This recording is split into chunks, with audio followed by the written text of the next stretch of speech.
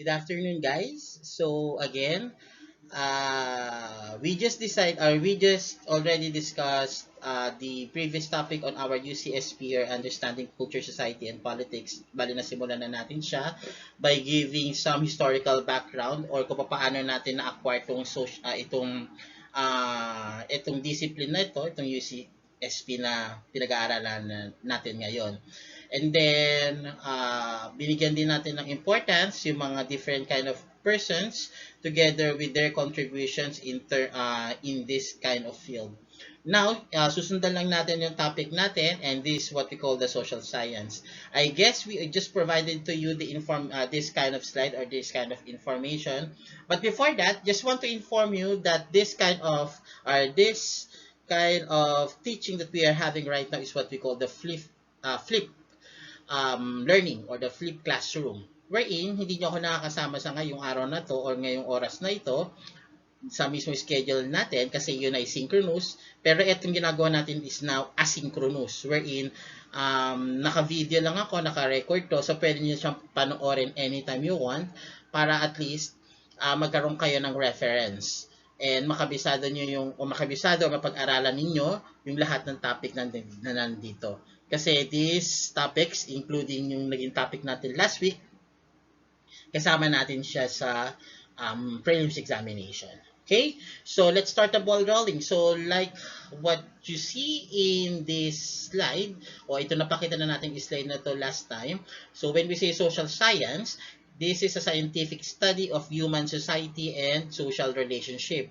And also, this is a branch of science that deals with study of human behavior. In short, itong social science, ang pinag-aaralan nito ay aspeto ng tao. Lahat ng aspeto ng tao, ang relasyon niya, pagkatao niya, kalusugan niya, interaction niya sa bawat isa, kung paano siya gumalaw sa komunidad, hanggang sa mawala siya sa mundong ito at maging skeleton na lang siya. Okay? Hanggang sa siya ay mailibing at ma-decompose. Okay? So, ayun. Nandito siya nagpo-fall sa social science. Lahat ng mga behavior aspect. So, isa-isahin natin. So, binigay ko na sa inyo to before meeting, the 9 disciplines that we will going to discuss for the social science. These are the 9 branches. So, the first one is sociology. Next is anthropology, political science, then economics, history, law, linguistics, psychology, and archaeology. But before that, guys, itong gagawin nating discussion na to, papyaw lang, okay? We are not going to do it thoroughly kasi pag ginawa natin siya thoroughly, ibig sabihin nito, kailangan gawin na natin siyang subject. Okay? Hindi natin siya pwedeng gawin subject kasi ang subject natin is UCSP. Ibig sabihin, kailangan pag-aralan lang natin yung kultura, yung komunidad, at yung politika. Yan lang yun. Nagkataon lang na naisama itong mga branches ng social science, kaya papapyawan natin siya. But, just in case you have some questions or inquiries regarding this matter, it will be your responsibility to do some research regarding this matter. Okay? Pero ngayon, ang gagawin lang natin is more on pahapyaw and discussion lang para makomplay lang natin tong branches of social science. Okay? So, let's start. So, punta tayo sa first one, which is sociology. When we say sociology, this is a branch of science that deals with the human interaction and its relationship to one another. Ang ibig sabihin nito, guys, kung paano makipag-interact ang isang tao sa kapwa niya tao, hindi na sa kapwa-tao niya, sa mga bagay na nakapaligid sa kanya, hayop man yan, bagay man yan, halaman man yan, at hindi lamang yon, kung paano siya makipag-interact sa komunidad niya. At hindi lang sa komunidad, sa iba pang komunidad at sa mga nasasakupan niya. Ganun yung tinatawag na sociology. Kasi, pag sinabi, at saka kung sakasakali, kapag kailangan, dito rin sa sociology na pag-aaralan natin yung tinatawag na growth ng isang tao. Okay? Pag sinabi natin growth, medyo general term yon. Kasi meron tayong tinatawag na career growth, meron tayong tinatawag na professional growth, meron din tayong health growth na tinatawag. Depende yan kung paano siya bigyan ng importansya dito sa sociology. Pero before, hindi sociology ang tawag dito, which ang tawag nila dito ay social physics. Yun nga lang kasi, when we say physics, syempre medyo mabigat na yon. Kailangan na meron tayong pag-aralan ng mga formula and everything. Though na meron pa namang formula o mga formula na dapat pag-aralan sa sociology, which is hindi natin pag-aaralan kasi this is more on a general discussion.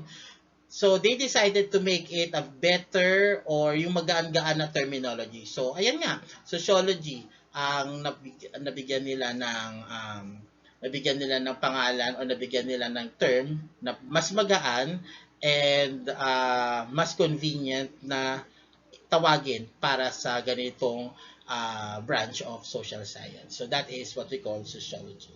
Okay? So, the next one. Okay, so these are the famous or the well-known sociologists during their time who greatly contributed in their particular era. So, as you can see, eto, babasahin nyo na lang siya, then kukopyahin nyo na lang. So, the first one is Mr. Isidore Auguste Marie Francois Xavier Comte. And tingnan nyo naman, napakatagal pa. Pero, kinokonsidera siya as a father of sociology. Pero syempre, kung may father, meron din tayong tinatawag na mother, si Harriet Martineau. So siya naman ang tinawag na mother of sociology. Kaya siya tinawag na mother of sociology kasi in this particular branch of social science, sociology, siya yung kauna-unahang babae na nag-aaral ng sociology. At eto naman, si Karl Marx, alam ko na narinig nyo na yung word na Marxism. Okay? Si Karl Marx ang founder nun.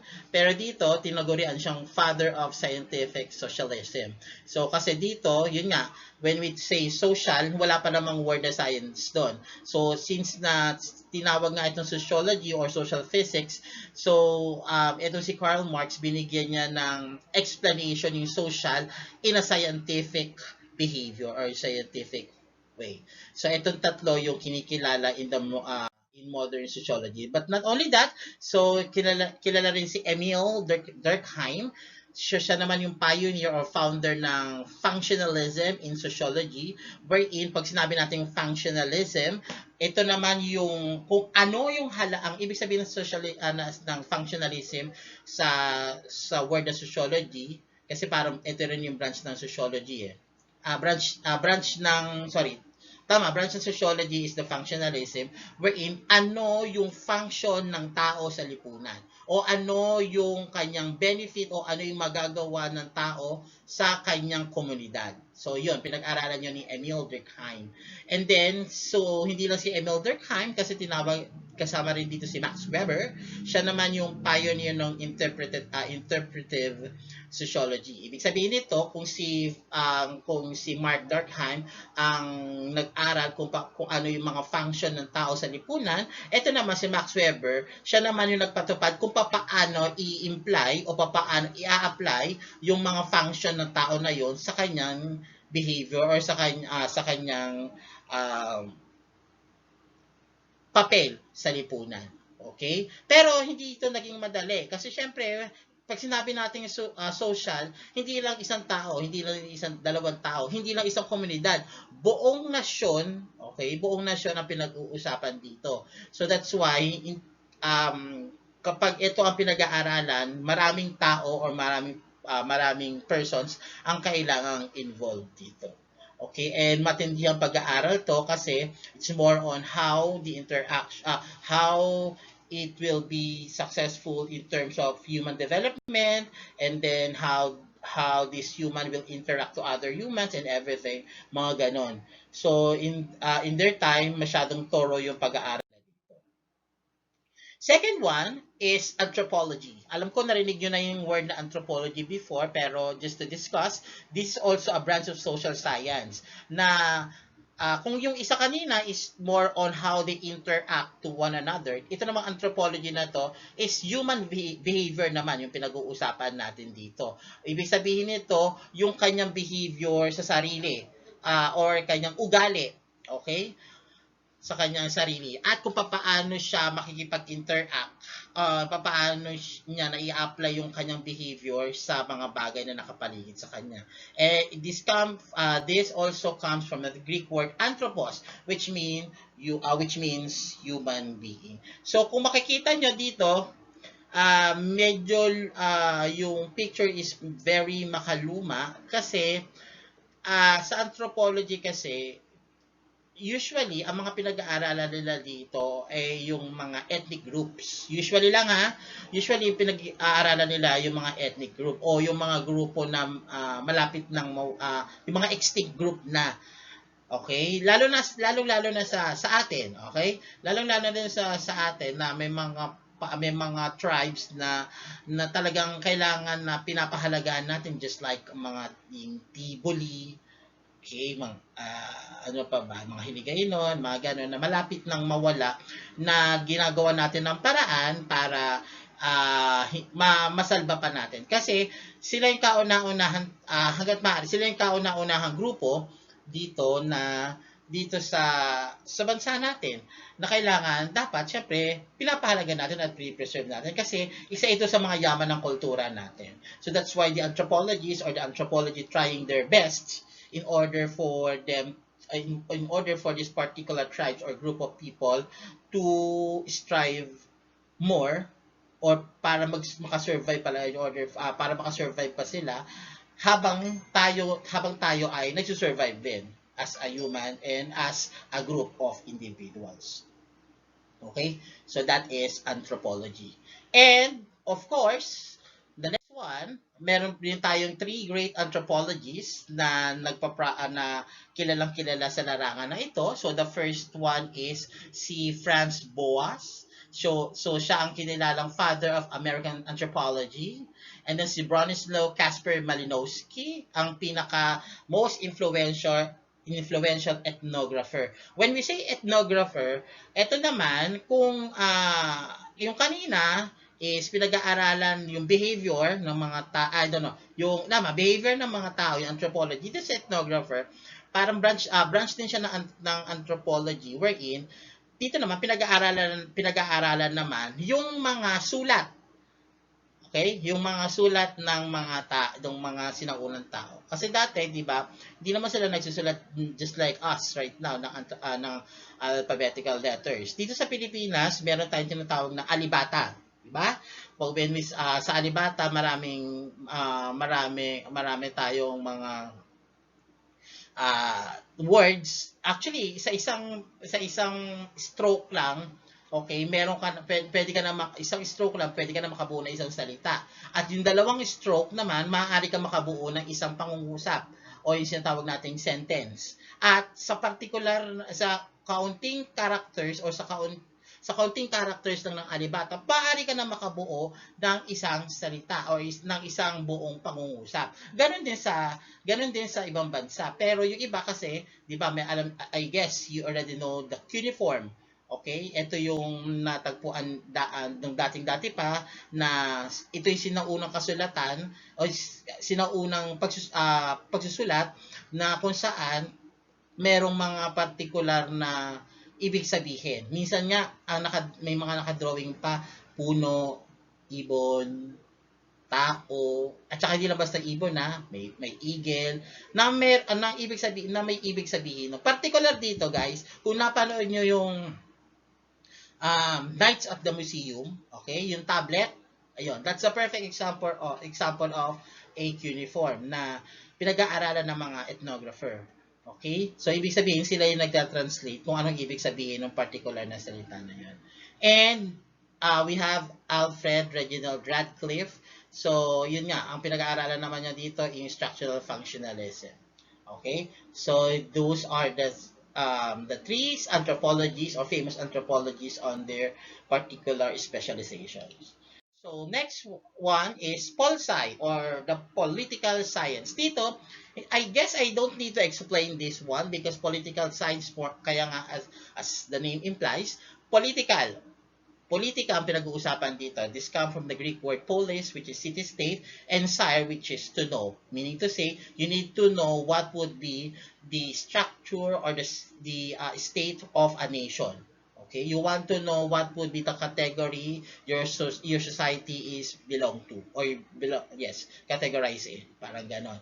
Pero syempre, when we say political science, kailangan meron tayong sinusunod na mga policies and regulations na pinapatupad ng mga government body natin. Yung tatlong government body natin, kung hindi niyo alam yon, that is the legislative, and then executive, and then the judicial. Silang tatlo ang nagpapatupad ng mga batas natin dito sa Pilipinas. So, kaya sila nag-aaral ng political science for them to structure what will be the particular rules and policies that they need to apply or they need to do for for a particular scenario or particular problem in our society. Pero dito, syempre, pinag-aaralan, hindi lang ito basta-basta pinag-aaralan kasi pinag-aaralan to based on the necessary details or information that some people like statistics or statistician, and then economists. So sila yung mga nagpapasa ng mga papel sa mga government body natin, and then the government body, they will be the one to discuss it further for the three section, the legislative, executive, and then judicial, kung paano yung batas na isusulong nila. So those are political science. And you are right. When we say political science, yun nga, nandito yung presidente, vice president, but they are the bodies of political science. Okay? But the political science per se, this is a branch of social science. Dito sila naka-umbrella. Okay? So, next. So, dati, meron din tayong great political philosophers. Okay? Na-discuss na natin ito sa philosophy.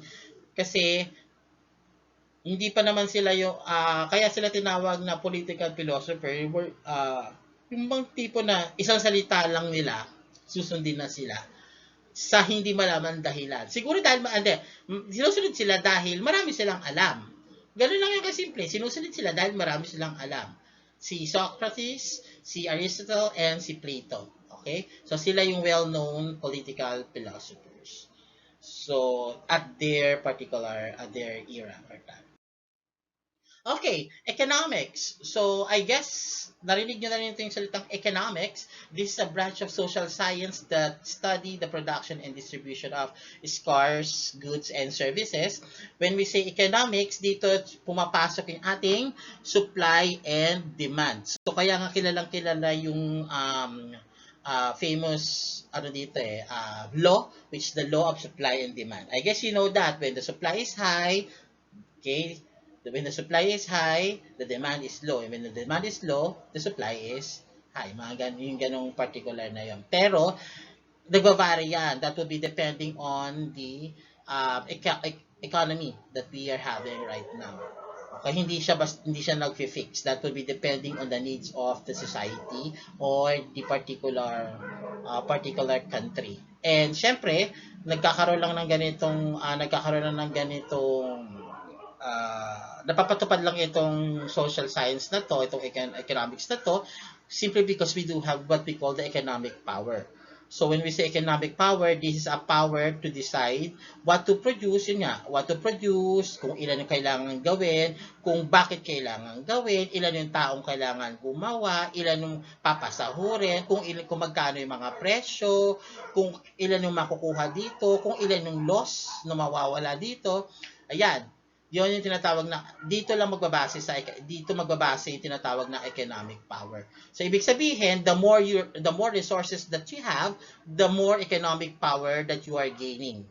Okay? So, and then, vice versa, if you have a low economic resources, obviously, you have a low economic power. Kasi syempre, dito lang dumidepende yung economics natin o ekonomiya natin. The quantity of your resources. If you have a scarce resources, definitely you have a less economic power. Okay? Next. So we have top five most influential economists. So the first one is Alfred Marshall. So siya ang nagsulat ng famous book, The Principles of Economics. Okay? And the next one is si Adam Smith, father of modern economics. And eto yung tatlo naman, si John Maynard Keynes and Milton Friedman, then Millicent Fawcett. So you can just look all the information there. And then, ayan, so dito naman, si Millicent Fawcett, if I'm not mistaken, she is the very first girl or woman na naging economist. So that's why, tama, siya nga yung naging kauna-unahan, and then siya rin yung kauna-unahang babae na nanalo ng Nobel Prize, if I'm not mistaken, ha? So, ganon, sa economy. Okay? So, punta tayo ng psychology. I guess psychology also is very known by you na rin kasi naririnig nyo na yan. Okay? Lalo-lalo na yung word na psycho. Pag sinabi ng psycho, yun nga. Pag psycho, ibig sabihin nun may tiniling. Pero hindi psycho ang tawag doon. Yung mga, syempre, ang tawag sa mga nag-aaral ng mga psychologist. Pwede rin siya tawaging psych. Okay? Psychologist or psych, hindi psycho, iba yon, ibang meaning nun. Okay? So when we say psychology, this is a branch of social science that study the behavior and personality of people. Okay? Kung dito naman, when we say psychology, personality naman to ng tao. Ibig sabihin, iba siya doon sa anthropology kanina kasi dito more on brain. Okay, more on brain, how the brain function towards the behavior of a human being. Okay? Yung doon sa kanina sa anthropology, yung behavior niya towards na na-acquire niya sa environment, pero dito sa psychology, yung behavior niya na na-acquire using his head or using his or her brain. Okay? Ganon. And then, yung behavior niya also, it will be depends on how the brain works or the mechanism of the brain. So, sabi nga nila, in terms of psychology, when we say behavior, this is the product of both nature and nurture. Yun nga, pag sinabi natin behavior, kung ano yung nasa surroundings mo sa labas, yun yung na-acquire ng brain natin. At kung ano yung nare-retain sa utak natin at naaalala natin, so yun nga, yun yung tinatawag naman na nurture. Okay? So, yun yung ina-apply natin sa buong katawan natin o yung ina-apply natin as part of our personality. And when we say personality, this is an organized ways of behavior na kumakatawan o nagbibigay sa iyo ng pagkakakilanlan bilang isang tao. Okay? For example, hindi ka